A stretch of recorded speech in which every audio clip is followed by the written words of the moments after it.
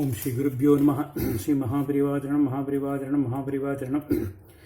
இன்றைக்கி தெய்வத்தின் குரல் பாகம் 4 பிற தெய்வங்களும் போற்றும் பிள்ளையார்ன்ற தலைப்பில் பெரியவா சொல்கிறத மேலே வாசிக்கிறேன். இது போன பகுதியில் அன்னைக்கு உதவி ஐங்கரன் என்றதோட தொடர்ச்சி. கல்யாணமானவுடன் பண்டாசுர வதத்துக்காக புறப்பட்ட அம்பாள் ஈஸ்வரனை காமேஸ்வரனாக வரவழைத்தது மட்டும் போதாது, தன்னுடைய அருமை குழந்தை கணபதியும் இந்த லலிதாம்பிகை ஆவிர்பாவத்தில் வரவழைத்து அவன் பெருமையை பிரகடனப்படுத்த வேண்டும் என்று நினைத்தாள்.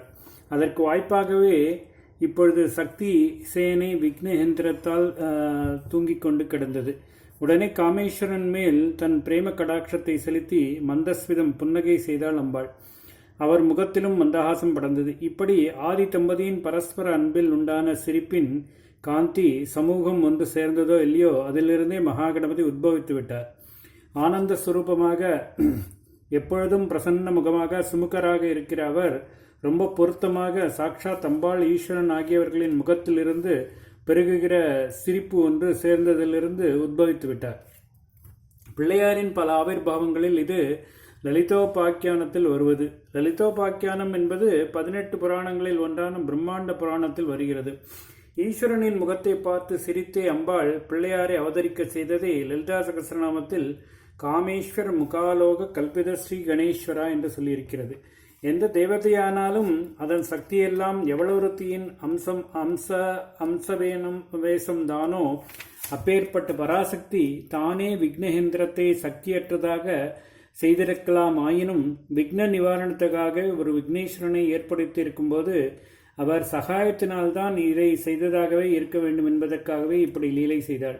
அவள் இப்படி ஒரு சட்டத்துக்கு அடங்கியிருந்ததற்கேற்ப அவளுடைய கடாட்சத்திலிருந்து உண்டான விக்னேஸ்வரரும் என் சகாயத்தை தானே ஆனானப்பட்ட பராசக்தியும் நாட வேண்டியிருக்கிறது என்று கர்வப்படாமல் அவளை நமஸ்காரம் பண்ணினார். பணிவோடு அவளுடைய ஆசீர்வாதத்தை வாங்கிக் கொண்டே விக்னேந்திரத்தை அழிப்பதற்காக புறப்பட்டார். அக்னிகோட்டையின் ஒரு மூலையில் யந்திரம் புதைந்து கிடந்தது. பிள்ளையார் அதை கண்டுபிடித்து தந்தத்தால் குத்தி தவிடு பொடியாக்கினார். உடனே தேவி கணங்கள் தூக்கம் கலைந்து எழுந்தன. அவற்றுக்கு ஏற்பட்டிருந்த மனோபேதமும் மாறி அம்பிகையிடம் பழையபடி பக்தி விசுவாசம் கொண்டன. முன்னைவிட உற்சாகமாக யுத்தம் செய்தன. முடிவில் பண்டாசுரன் தோற்று போனான். அடுத்த தலைப்பு முருகனுக்கு உதவிய முன்னவன். தாயார் தகப்பனாரே இப்படி தங்கள் வெற்றிக்கான கிரெடிட்டை பிள்ளையாருக்கு கொடுத்திருக்கிறார்கள். அப்படி இருக்க தம்பிக்கு மட்டும் இவர் சகாயம் இல்லாமல் நடக்குமா? ஆனால் இது சத்துரு ஜெயம் அல்ல. சுப்பிரமணிய சுவாமி தன்னுடைய சிங்கார ஜெயத்துக்காகவே அண்ணாவின் சகாயத்தை நாட வேண்டி இருந்தது. குழந்தையாய் இருந்தபோது அவர் சன்னியாசி ஆனதற்கு தண்டாயுதபாணி என்று ஆண்டி பண்டாரமாகவே போனதற்கெல்லாம் இந்த அண்ணாதான் காரணம். குழந்தையாய் இருந்தபோது அவர் சன்னியாசி ஆனதற்கு தண்டாயுதபாணி என்று ஆண்டி பண்டாரமாக போனதற்கும் இதே அண்ணாதான் காரணம். பழத்துக்காக உலகத்தை பிரதட்சிணம் பண்ண வேண்டும் என்று அண்ணா தம்பி ஓட்டப்பந்தயம் போனது தெரிந்த கதைதானே. அப்பொழுது ஆண்டியாய் போன சுப்பிரமணியரை அப்புறம் ஈஸ்வரனும் அம்பாளும் நல்ல வார்த்தை சொல்லி அழைத்து கொண்டு வந்தார்கள். எதற்காக அவருடைய அவதாரம் ஏற்பட்டதோ அந்த சூரசம்ஹாரமும் அப்புறம் பண்ணினார். அதற்கப்புறம் இவருக்காகவே உருகி கொண்டிருந்த வள்ளியிடம் மாறுவேஷத்தில் வேடனாக விருத்தனாக போய் விளையாட்டு பண்ணினார். அவள் இவர் யார் என்று புரிந்து கொள்ளாமல் உதாசீனம் செய்தாள். அப்பொழுது அவர் சுப்பிரமணியராக காட்சி கொடுத்திருந்தாலே போதும், அவள் உடனே அவரிடம் பிரமை கொண்டிருப்பாள்.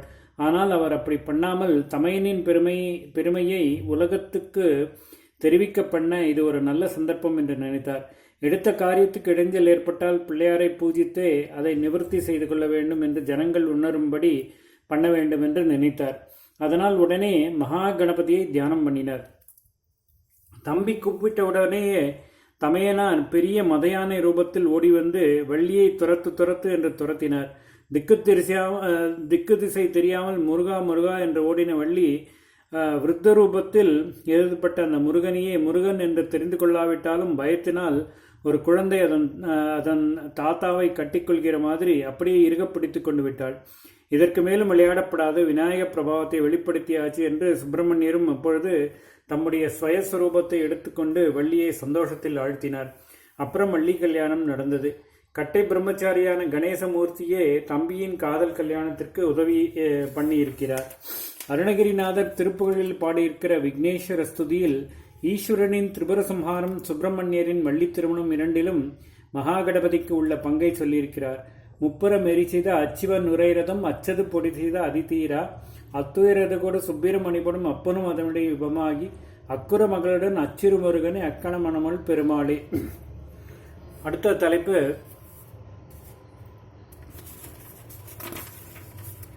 ராமரும் விநாயகரும். மாமாக்காரர் மகாவிஷ்ணு மருமானுக்கு மரியாதை பண்ணி அவர் மகிமை தெரியும்படியாக செய்ததை சொல்ல வேண்டும். மகாவிஷ்ணு என்ற மூல ரூபத்தில் அவர் இவரிடமிருந்து சக்கரத்தை வாங்க முடியாமல் தோப்பிக்கரணம் போட்டது மட்டுமில்லை, ராமகிருஷ்ணாதி அவதாரங்களிலும் பிள்ளையாருக்கு சாஸ்திரோக்தமாக பூஜை பண்ணியிருக்கிறார். ராமாவதாரத்தில் ராவண சம்ஹாரமான பிற்பாடு அவர் ராமலிங்க பிரதிஷ்டை செய்து சிவாராதனம் பண்ணினது எல்லாருக்கும் தெரிந்திருக்கும். ராவண சம்ஹாரத்துக்கு முன்னாடி கிஷ்கிந்தையிலிருந்து போகிற போதே சேதுபந்தன் நிர்விக்னமாக நடக்க வேண்டும் என்பதற்காக அவர் ராமநாதபுரம் சமுத்திரக்கரையில் நவபாஷாணம் என்ற இடத்தில் நவகிரக பிரதிஷ்டை செய்து பூஜை பண்ணினார் என்பதும் சில பேருக்காவது தெரிந்திருக்கும். தேவி பட்டணம் என்பது அந்த நவபாஷணத்தான். இப்பொழுதும் ராமேஸ்வர யாத்திரை போகிறவர்கள் சுற்றுப்பட்ட க்ஷேத்திரங்கள் பலவற்றுக்கும் போகும்போது நவபாஷாணத்துக்கு நிச்சயமாக போகிறார்கள். மிகவும் கிரமமாக இந்த யாத்திரை பண்ணினால் முதலில் போக வேண்டிய ஊர் ஒன்று இருக்கிறது. விஷயம் தெரிந்தவர்கள் சேது யாத்திரா என்றால் அங்கே இருந்துதான் ஆரம்பிப்பார்கள். ஆரம்ப சுவாமியான விக்னேஸ்வரரை ராமச்சந்திரமூர்த்தி பூஜை பண்ணின ஊர்தான் அது. உப்பூர் என்று பெயர். ராமர் மாதிரி வடக்கே இருந்து வந்தால் நவபாஷாணத்துக்கு முன்னால் அது வந்துவிடும்.